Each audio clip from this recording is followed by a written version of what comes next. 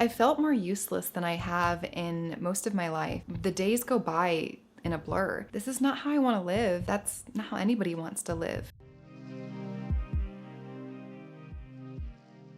Welcome to my part 2 of my explant surgery journey.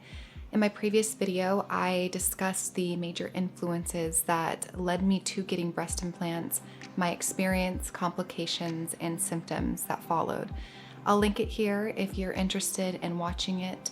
It is pretty lengthy and I do discuss some pretty sensitive topics, but all that I felt necessary to my story. I mentioned that I came across a few online support groups for breast implant illness, and so many women were going through the same thing that I was going through.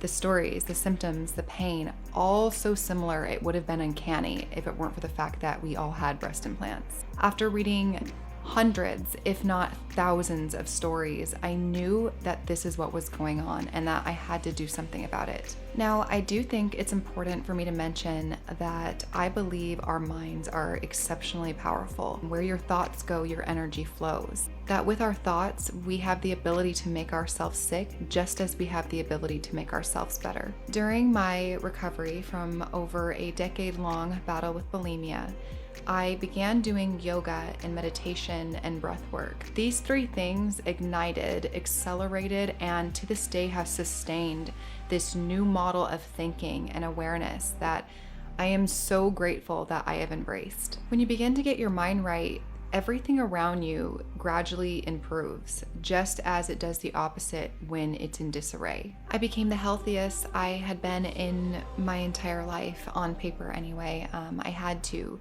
heal up my heart, literally. I was on a very regulated and monitored diet. I ate 6 times a day. My stress levels, my cortisol levels were low. I was, meditating. I was doing yoga. There were symptoms that just wouldn't go away, that lingered around, and if they were going to go away, they would have during this recovery phase.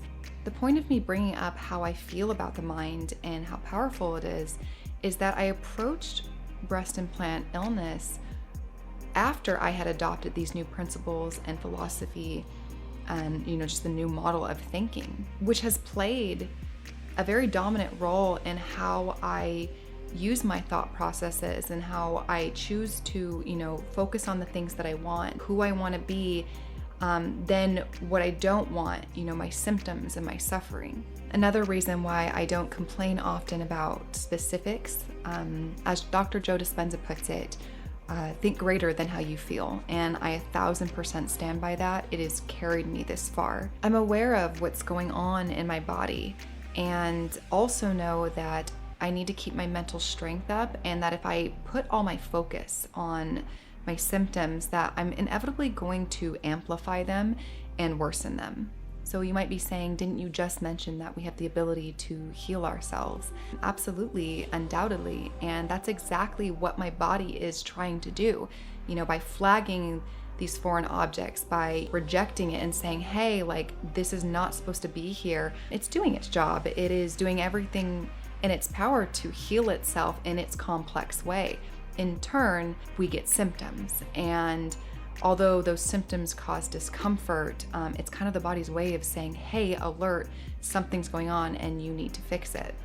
My body's fought a long time. She's fought hard, and it's my turn to intentionally do my part. I've experienced an array of symptoms throughout the entire duration of having my implants, but I'm just going to list the ones that have prominently remained, because I think that, so many things can be linked, to diet and, to this or that. But these are the ones that have remained through, my recovery period, and, being the healthiest that I've been in my life. Brain fog, decline in articulation and word forming, sentence structuring, and just kind of memory loss in general. Extreme fatigue and loss of energy. I'm good for about maybe 4 to 5 hours a day, and I can be working from home, which I do, sitting, and after about this time, 4 to 5 hours, I feel like I've worked a super hard labor job. Extreme sensitivity to cold, especially in my hands and my feet, And some of you might say, oh, that's an iron deficiency, maybe you're anemic, take some iron. I was severely anemic, and I did take iron, and my current lab results show that my blood levels were good, my iron was back up, and I'm still dealing with that. Eye bags, dryness, dullness of whites, and as I said in my previous video, some of you might say, that's aging or dehydration or whatever, but this was literally a night and day thing. I did not have eye bags before my surgery, and then I did, and they just never went away. That is definitely something I can't help but think is associated with inflammation in the body. Shortness of breath, especially with inclines. Limited expansion in my chest due to the pain in my chest wall. So, taking deep breaths, there's pain at the end of that. Breath work has helped a lot in kind of strengthening that, but it still hurts. This is most likely related to the capsular contracture, so that should be cleared up pretty immediately. Heart palpitations, sinus arrhythmia, just chest pain, which reminds me of an article that I recently found about a study that was conducted in 2017 about breast implants impeding on the accuracy of ECGs. Now, this is pretty dangerous, especially if you deal with any heart issues and you have implants, and those readings are potentially inaccurate. If you're like me and have had an abnormal EKG and then had an echocardiogram follow-up, there was a whole part of my heart they couldn't even see because of the implant. Now, what they could see was fine, but having a whole part of your heart when you're having a heart exam not be able to be seen can be very detrimental to your health. So, I'm not trying to scare anyone or put fear mongering or anything like that, just that if you do have implants, maybe look into that. Check out the article. I will link it below. It's interesting to say the least. Swollen glands and increased body odor. I know probably grosses some of you out there, but it's not very fun either. Restricted mobility in my left side. When I go to put my arms up, my right arm, I can get it much further up, but it does still cause pain down my right side and through kind of my chest area. My left side, this is about as far as I can go without having to spend time stretching that out. And even when I get my arm fully extended up, I just have this burning sensation all the way down my left side, and that is also probably due to the capsular contracture. Trouble staying asleep and never feeling rested when I wake up. For my lucid dreamers out there, as you know, when we lucid dream, we feel more conscious than we even do in waking reality. So when we wake up, it feels as though we never slept at all. So it's like that sort of exhaustion, but constantly. And just general inflammation throughout the body. What I've noticed more than anything is the loss of energy. I built a tolerance to the pain, naturally over time. Your body's kind of like, oh, this is what we're doing. But watching or experiencing my decline in activity is just really upsetting, and to those around me as well that have noticed it. I felt more useless than I have in most of my life, and the days go by in a blur. This is not how I want to live. That's not how anybody wants to live. My kids deserve me at my optimal, and damn it, I deserve to be at my optimal too. What is an explant? So you might be thinking that, isn't it just as easy as putting them in and pulling them out? Not exactly. So from what I've learned and, what I've been told and by my consultations, the correct way to do an explant is to remove the capsule with the implant inside intact, essentially cutting out that capsule and removing it in one piece. Now, there is a lot of controversy around whether or not you should take all the capsule out. And what I mean by that, in my experience and through my perspective with my consultations, is that there are phases of a capsule. In my previous video, I discussed how when you put the implants in, your body forms a protective barrier around them, which is a capsule. And that's normal. It is to protect your body, your tissues from the foreign material. Now, through capsular contracture or any sort of hardened scar tissue or infection or just your body rejecting it, it can form hard scar tissue around it, squeezing the implant. Now that kind of capsule is very easy to remove, much safer to remove than a very thin capsule that is healthy. The way that it was explained to me is that if the capsule looks healthy and not inflamed, and it's really thin and kind of adhered to the body, that by scraping it off the chest wall, you're putting yourself at unnecessary risk of excessive bleeding or, puncturing a lung, or, I don't want to get into that, but, you got some vital organs right under that area. So, in my mind, it makes sense. The surgeons that I've consulted with have made it very clear that they will do everything they can to remove all of the capsule, that it is important, especially if it's inflamed. That inflamed capsule, they know and acknowledge like that needs to come out, because if it's left in the body will treat it like a foreign object, in turn not relieving your symptoms. Now, whether or not this is them not having the expertise to do it or whatever, I don't know. I'm not in their heads. But from a medical standpoint, it does make sense to me not to put somebody at unnecessary risk, especially when it comes to all the tiny little vascular arteries and nerves and stuff that's in there.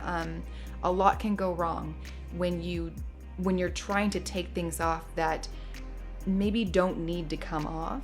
But all in all, at the end of the day, it is your body. And if you have implants and you're on this journey and looking for an explant surgeon, ask the questions you feel most necessary to ask.